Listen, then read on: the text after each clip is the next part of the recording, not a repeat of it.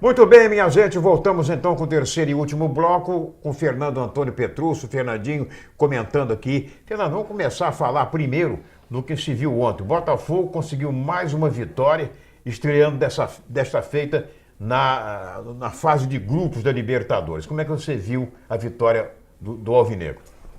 Boa tarde. O Botafogo vem mostrando um bom trabalho não só no jogo que foi realizado ontem, mas desde quando ele começou a sua caminhada para chegar onde chegou. Teve algumas dificuldades na partida, o que é natural. Nós já havíamos dito aqui na terceira via que Libertadores não é um campeonato estadual. O Botafogo fez um gol de bicicleta, o Rodrigo Pimpão apareceu no momento certo para poder realmente levar o Botafogo à vitória. O Botafogo mantendo essa regularidade, eu acredito que ele vai conseguir bons resultados daqui por diante. Embora a gente entenda que a competição, dentro do seu transcurso, ela vai se tornando sempre cada vez mais difícil. Bom, e o Flamengo faz o seu segundo jogo, lá, dessa vez fora de casa, lá em Santiago do Chile, com a Universidade Católica, muitas dificuldades. A Universidade Católica perdia um jogo para o Atlético do Paraná por 2-0 e em menos de 5 minutos apresentou um poder de reação que ninguém imaginava que pudesse acontecer e empatou o jogo. Joga hoje com o seu time completo, não tem desfalques, e o Flamengo está motivado pelo bom resultado da primeira partida, quando ele aplicou uma goleada no São Lourenço da Argentina por 4-0. Eu ouvi uma declaração do lateral direito Pará, que na Libertadores o Flamengo tem que ter mais seriedade, tem que mostrar um futebol muito mais ousado, com muito mais competência. Eu não consigo entender como que um profissional diferencia o modo de atuar de uma competição para outra, porque ele é pago para ganhar até amistoso. Se a competição da Libertadores é mais forte do que o estadual, eu entendo que sim. Até se o jogador chegar ao ponto de falar, vamos para mais um jogo de uma competição muito mais forte do que o estadual do Rio. Respeito, ele está certo. Agora, dizer que tem que ter mais empenho, que tem que ter mais competência, não. Empenho, competência, vontade, você tem que ter em qualquer ocasião. Seja jogo de campeonato, seja jogo amistoso, você tem que ser profissional.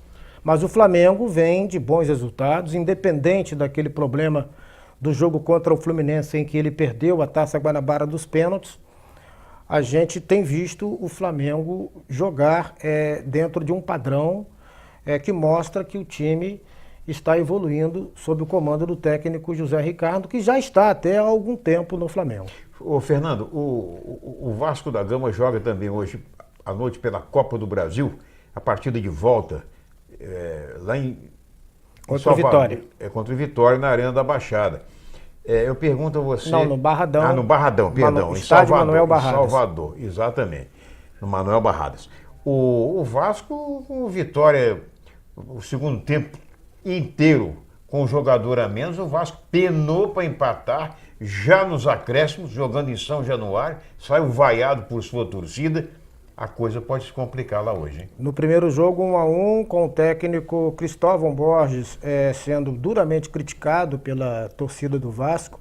Já há indícios de que ele terá tempo curto no Vasco em função também de alguns tropeços no Campeonato Estadual do Rio de Janeiro. Também acredito. E muita gente fala que o problema do Vasco não é o time do Vasco. O problema do Vasco está na sua armação, está na forma da equipe de jogar. O Vasco, de fato, oscila muito. Mostrou isso na Taça Guanabara e vem mostrando nessas primeiras partidas da Copa do Brasil. Certamente... Empatou com o Macaé pela Copa Rio, Taça Rio. Com tendência para sofrer uma derrota. E o Luiz Fabiano ainda muito fora de forma, né? Pois é, e ali o Vasco tinha tudo para conquistar um bom resultado, porque mesmo com o mando de campo sendo do Macaé, o jogo foi disputado no Rio de Janeiro. Exatamente. Então, muito mais na casa do Vasco do que propriamente do Macaé. Mas o Vasco não conseguiu ainda atingir seus propósitos. E lá no Barradão, lá é um caldeirão. Eu já fui lá 2 vezes com o americano. Fui quando o estádio estava sendo construído. numa época em que o Americano foi goleado por 5-2, e depois eu fui quando o estádio já estava pronto e o Americano perdeu de virada por 2-1. A torcida se faz presente, o time do Vitória, pelo que nós vimos no jogo disputado no Rio de Janeiro, não é um time ruim, não é um time qualquer, e o Vasco vai ter que se superar para continuar a sua caminhada na Copa do Brasil. Fernando, como a gente falava em rádio antigamente, em rápidas pinceladas, né? O futebol a nível local. Roxinho, ninguém sabe o que vai acontecer ainda, dependendo de uma reunião que será realizada na tarde de hoje, lá no Parque Leopoldina, não sabe o que vai acontecer. O Goytacás, o presidente D'Artagnan, dizendo que ainda está fazendo contato com um grupo de empresários e tal. E o seu Americano, com a posse marcada para sexta-feira, para depois da manhã, lá no CT, Dr. Carlos Abreu na presidência e o Luciano Viana como vice de futebol, né? Vai mudar alguma coisa ou 6 por meia dúzia? Não acredito que mude muito não, porque o Luciano Viana, na verdade, ele será especificamente um diretor executivo. Ele não encontrou tempo para continuar como presidente, mas encontra tempo para ser diretor executivo. Eu até não consegui entender, porque você sendo presidente, você pode delegar poderes, porque você vai ter seus pares de diretoria e você vai ter como cobrar, porque você está, né, como mandatário maior. Sim. Como diretor executivo, ele vai ter que ser cobrado.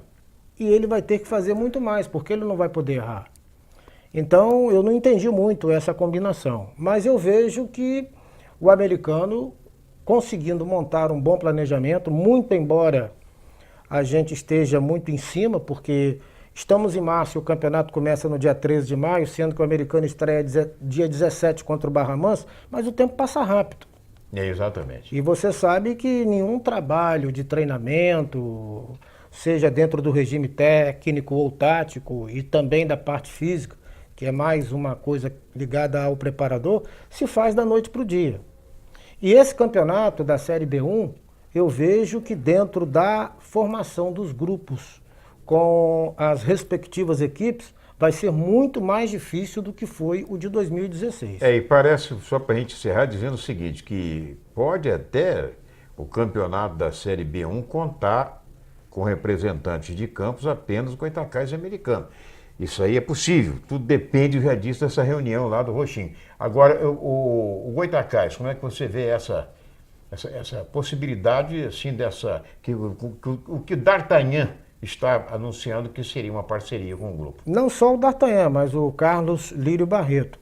Eles estão afirmando que na sexta-feira a comissão técnica será anunciada, já com a assinatura de um contrato que não é terceirização do futebol. É uma empresa dirigida por vários empresários que são ligados ao futebol, que vai trazer um elenco já formado, praticamente pronto, segundo o relato do D'Artagnan, para o Goytacás disputar a competição. O Goytacás estreia contra a equipe do Friburguense, com o Goytacás tendo o mando de campo. E também foi dito pelo Carlos Lírio e pelo próprio D'Artagnan que o estádio Ari de Oliveira e Souza, antes de findarmos o mês de abril, já estará completamente pronto, preparado para os jogos da Série B1 do futebol do Rio. Graças a Deus, tudo bem. Olha, vamos falar de campos. Próxima semana nós falamos do Roxinho, que nós vamos ter já uma noção exata do que vai acontecer, certo? Segundo o presidente da Liga, deu uma entrevista a uma emissora de rádio, dizendo que o Campos Atlético Associação foi regularizado lá junto à federação e não mais terá parceria com CNPJ do Carapebus e tal, mas que teria então que disputar a Série C. De qualquer maneira, é um clube de campo na disputa e vamos torcer para que o Roxinho faça uma boa campanha, seja na Série B1, seja na Série C, enfim, né? Que mais um representante de campos nos represente bem. Fernando, obrigado a você. Eu que agradeço. Pelo carinho de ter vindo aqui. Entendeu? E vamos torcer, né? O senhor Americano também que faça uma boa campanha, assim como o Goytacás. Olha aí, gente, a vocês muito obrigado pelo carinho da audiência, uma boa tarde a todos e até amanhã, se Deus quiser. Tchau, tchau.